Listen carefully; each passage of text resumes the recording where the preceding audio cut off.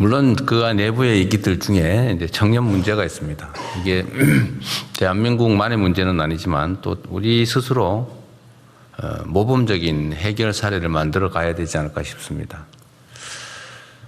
반도체 호황, 또 그중에 주식시장 급성장이라고 하는 이 눈부신 성과가 있습니다만 그 이면에 또 자산 양극화라고 하는 그늘이 짙게 드리우고 있습니다.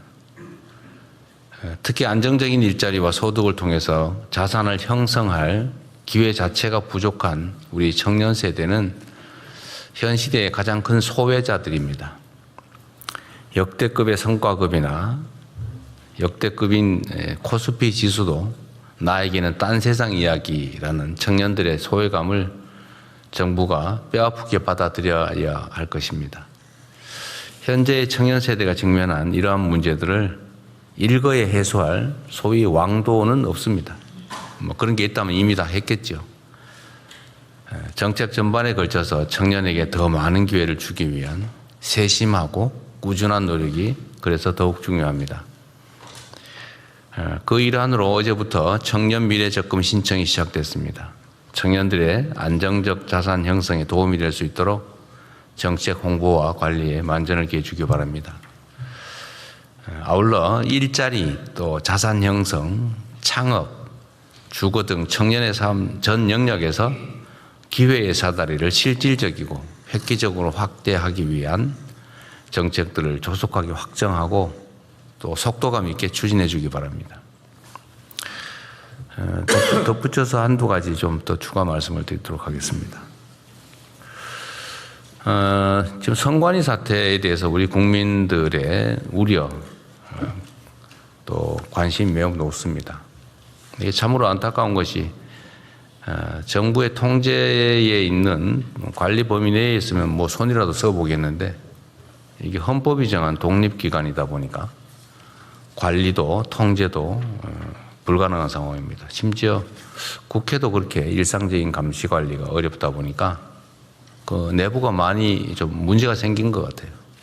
그게 문제가 쌓이다 보니까 심지어 투표지가 부족하다는, 그래서 투표의 장애를 느끼는 그런 상황이 됐습니다. 전 세계가 대한민국의 민주주의를 정말 선망할 정도인데 이를 핵심적으로 담당하는 선관위가 이와 같이 통제불능 상태에서 있을 수 없는 일을 저지른 점에 대해서는 뭐 좀 변명의 여지가 없습니다. 신속하게 대안을 마련하고 대책을 세워야 되겠죠. 국회가 또 여야 간에 대책을 만들고 있다니까 뭐 저희도 기대하고 또 협력하겠는데 일단 그 안에 있는 여러 가지 부정적 요소를 제거하는 일은 지금부터라도 최선을 다해야 될 것 같습니다. 검찰하고 경찰에서 합동수사본부 만들어서 수사를 잘하고 계시겠죠? 어디? 네, 진행하고 있습니다. 몇 명 정도 규모입니까 지금? 현재 30명 정도 됩니다. 30명, 검경 합쳐서? 예, 합쳐서 그렇습니다. 계속 숫자는 좀 늘어나고 있습니다. 좀 늘려야 될 것 같아요. 이게 이제 이번에 투표 과정에서 생긴 문제도 중요한데, 예. 그거와 관련되어 있는 간접적인 좀 부정부패 사안이라든지, 또 그 과정에서 드러나고 있는 황당무계한 일들이 있지 않습니까? 예를 들면 뭐 예산 낭비라든지, 또는 전에는 뭐 문제는 해결됐는지 모르겠는데 채용 비리 문제 같은 것도 잘 정리됐나 모르겠어요. 어쨌든 그런 문제든 아니면 내부 운영 과정에서 국민들이 납득하지 못하는 황당한 일이 많이 생기는 것 같은데 그런 문제들에 대해서도 수사상 필요하면 충분히 다 수사하면 좋겠어요. 전반적인 진상 규명에 집중하겠습니다. 네.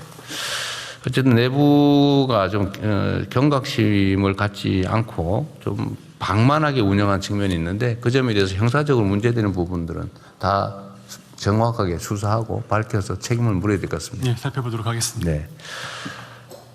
그리고 지금 주식시장 관련해서 뭐 이런 여러 가지 정책들을 지금 정책실에 준비하고 있다고 했죠. 관련 부처도 다 같이 의논하고 있을 것 같은데 이게 주식 매각대금 청산이 지금 현재는 이틀이 걸리지 않습니까? 이걸 좀 앞당기자는 논의를 하는 모양인데 그 시행 시기와 관련해서 뭐 내년 하반기 뭐 이렇게 얘기를 한다고 하는데 뭐 꼭 그래야 되는지 한번 점검해 주시기 바랍니다. 각 예. 부처들도 마찬가지로. 예. 기술적인 약간의 좀 어려움이 있는데요. 또 네. 뭐 방안을 찾고 있습니다. 네, 이게 이제 주식 시장 참여자들 입장에서는 내가 주식을 팔았는데 요즘 같은 세상에 뭐 그 돈 돌려봤는데 이틀씩 걸리냐 납득이 잘 안 될 수도 있고 또 이게 그 해당 증권사들은 그 사이에 이 자금을 이용해서 꽤 혜택을 보는 모양이에요. 그게 좀 정당하지 않은 측면도 있어서 좀 단축하기 바랍니다.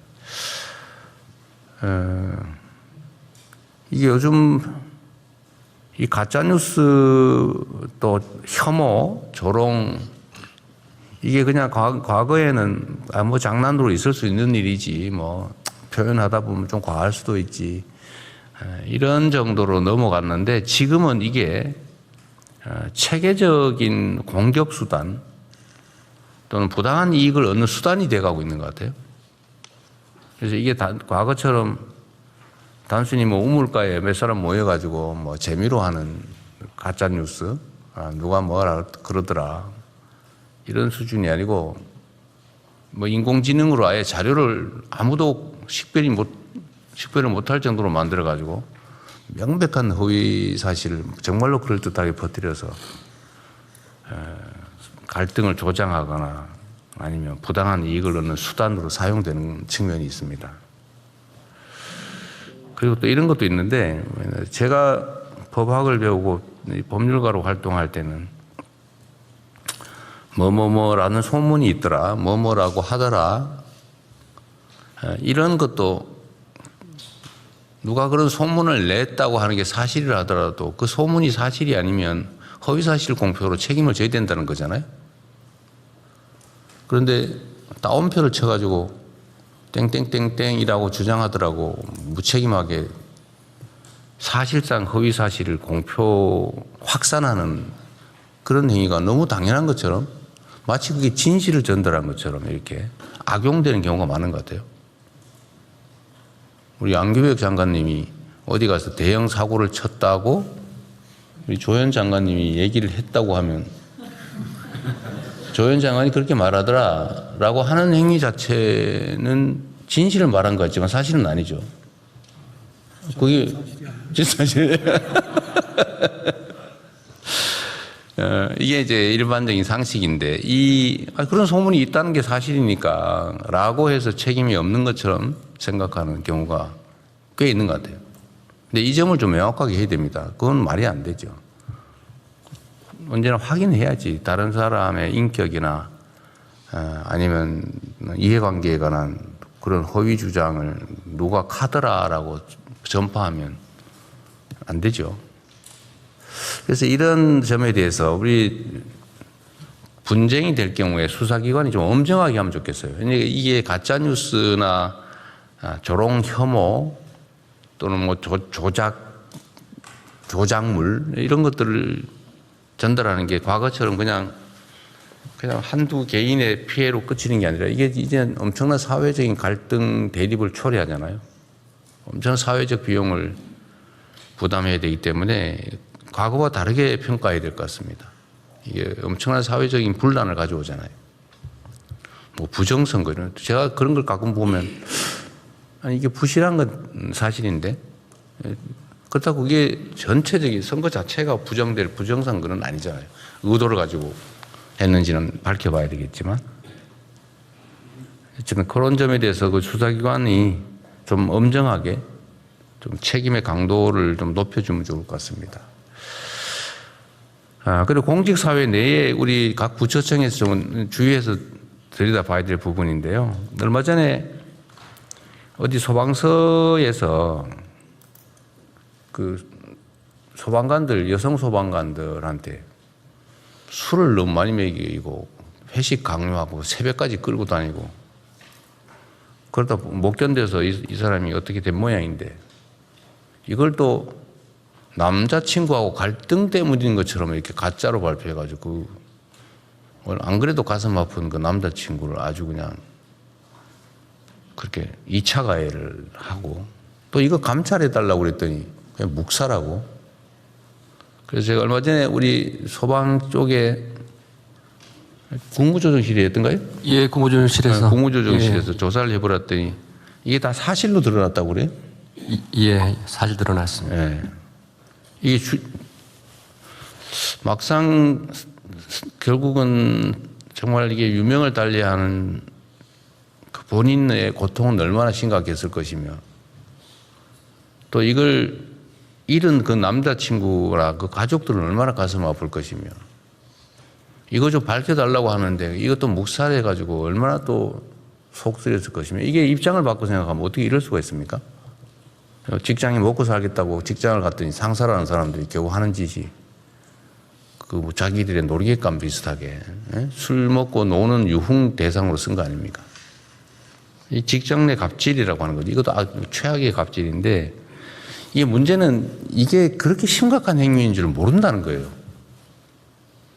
아, 뭐 술 좀 같이 먹고 같이 좀 시간 좀 보내자는데 뭐 부하 직원이 그 정도는 할 수 있지.